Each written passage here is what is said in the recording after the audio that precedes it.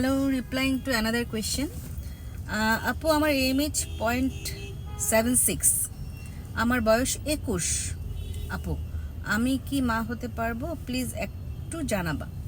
এই যে আমি আপনাদের বলি যে অনেক অল্প বয়সে মানুষের ডিম ফুরিয়ে যাচ্ছে, আপনারা হয়তো ভাবেন এটা কি ঠিক কিনা। এই যে দেখেন এরকম 21 বছর বয়সে 0.76 কেন থাকবে? 0.76 মানে আমি আপনাদেরকে কিন্তু বলেছি যে এই AMH যখন 1-এর নিচে নেমে যায়, বিশেষ করে মানে 1-এর নিচে থাকলে আমরা বুঝি যে তার হাতে 1-1.5 বছরের বেশি সময় নেই, এর মধ্যে বাচ্চা নিতে হবে।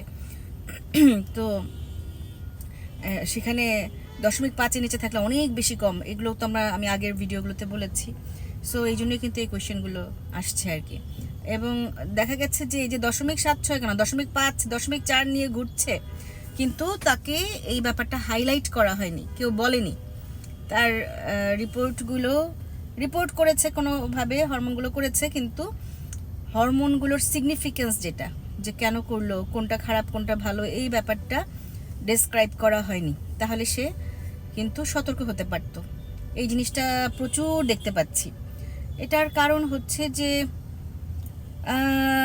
অনেক ধরনের চিকিৎসা, অনেক লেভেলের চিকিৎসা আছে। তো আপনারা দেখা যায় যে অনেক পেরিফেরিতে করেছেন, যেখানে হয়তো বিশেষজ্ঞ না এরকম ধরনের কোনো ডাক্তার দেখিয়েছেন, তাদের ধারণা একটু কম, জানে যে হরমোন করাতে হয়, কোন হরমোনে কি করতে হয় এই ধরনের মানে ক্লিয়ার ধারণা নেই, যে কারণে আপনাদের মানে এটা বলা হয়নি।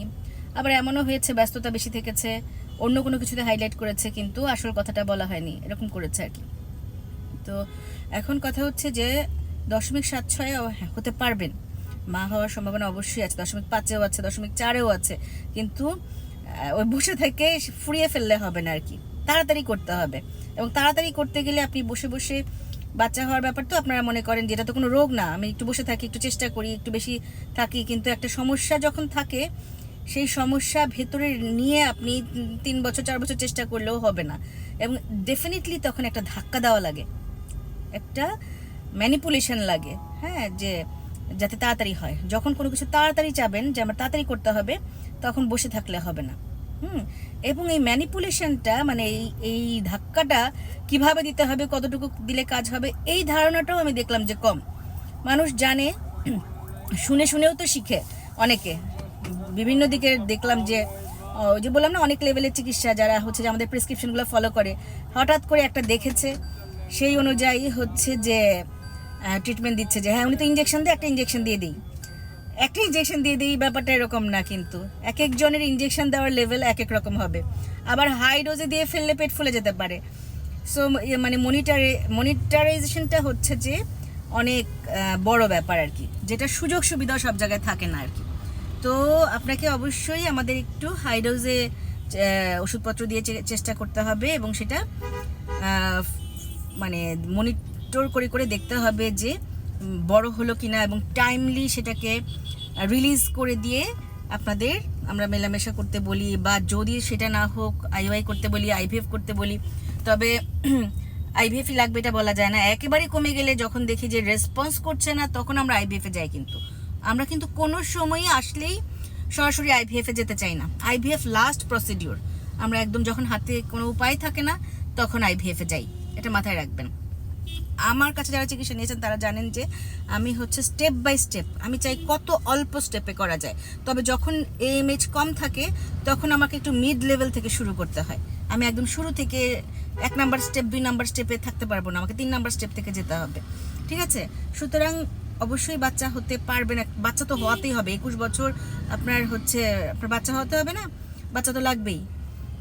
বাচ্চা লাগবে মানে হচ্ছে যে এখানেও একটা ব্যাপার আছে যে আমার অনেক দেশ বিদেশের রোগীরা আছে, বিদেশে যায়, বিদেশে গিয়ে সেটেল হতে হবে, এটা করতে হবে, ওটা করতে হবে, ডিগ্রি করতে হবে, বাড়ি করতে হবে, সিটিজেনশিপ পেতে হবে, এই করতে গিয়ে ডিম ফুরিয়ে ফেলে, ঠিক আছে?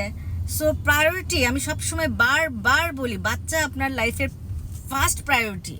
আপনি কোটি টাকা অর্জন করলেও লাভ নাই, যদি বাচ্চা না থাকে তখন একদম মানে কি বলবো যে মনে হয় যে ওই জীবনের কোনো অর্থ নেই আর কি। সুতরাং বাচ্চা হওয়াটা, 2টা বাচ্চা হয় রেখে এরপর আপনি যা ইচ্ছা করতে থাকেন। পালার সময় না থাকলে নানি দাদির কাছে দিয়ে রাখেন, ওরা পালবে, তাও বাচ্চাটা নিয়ে নেবেন আর কি। সো আপনার অসুবিধা নেই, বা এটাতেও বাচ্চা হওয়া সম্ভব, তবে তাড়াতাড়ি চলে আসতে হবে আর কি। যদি আমার কাছেও না আসতে পারেন, বাড়ির কাছে হচ্ছে যে কোনো বিশেষজ্ঞ ডাক্তার দেখান, অবশ্যই বন্ধ্যাত্ব বিশেষজ্ঞ, এবং যার এগুলো নিয়ে আসলে নলেজ, এগুলো একটু আপডেটেড। তো আমরা যারা নতুন, মানে এগুলো কিন্তু আগেও দেশে ছিল না, আমাদের দেশে কেন পৃথিবীতেই ছিল না, কম কম ছিল। বন্ধ্যাত্বের চিকিৎসাগুলো হচ্ছে আপডেটেড, ওগুলো পরে হয়েছে অনেক, এবং আমাদের দেশে আরও পরে এসেছে। সুতরাং হচ্ছে যে গত 5 বছরে এটা বেশি ডেভেলপ হয়েছে। সো আপনি অবশ্যই বন্ধ্যাত্ব বিশেষজ্ঞ দেখাবেন। আর আমাকে যদি দেখাতে চান তাহলে হচ্ছে ধানমন্ডি 8 আনোয়ার খান মডার্নে লিফটের 5, হ্যাঁ, মাও শিশু ইউনিট যেটা, সেটা লিফটের 5-এ আমি শনি থেকে বুধ সন্ধ্যা 6টা থেকে 10টা বসি। আমার আইডির উপরে একটা ফোন নাম্বার আছে, সেখানে সিরিয়াল দিয়ে চলে আসতে হবে। এবং মাথায় রাখবেন যে শুধু ডাক্তার দেখিয়ে ফেললেই হয় না, কিছু টেস্ট করতে হবে, কিছু ইনজেকশনস বা প্রসিডিউর করতে হতে পারে, সেভাবে প্রিপেয়ার হয়ে আসতে হবে। ঠিক আছে। আরেকটা জিনিস আপনি মাথায় রাখবেন যে আপনারা টেস্টগুলো করেন এখানে সেখানে, এইগুলো ল্যাবরেটরি কতটুকু মানে ভালো বা টেকনিশিয়ান কতটুকু ভালো, এটা নিয়েও কনফিউশন আছে। সুতরাং একটা রিপোর্ট যদি খারাপ আসে, আমরা কিন্তু এটা রিপিট করে দেখে নেই যে ঠিক রিপোর্ট দিয়েছিল কিনা বা ওকে আছে কিনা। সো একটা খারাপ রিপোর্ট দেখলে আমরা কিন্তু সাথে সাথে চিকিৎসা স্টার্ট করে দেই না। যেমন ধরেন ডায়াবেটিসও হঠাৎ করে একজনের বাড়তি আসলো, আমরা একটা রিপোর্ট দেখে দিয়ে ফেলবো না, ওটা আমরা রিপিট করব। এবং হচ্ছে আরও কিছু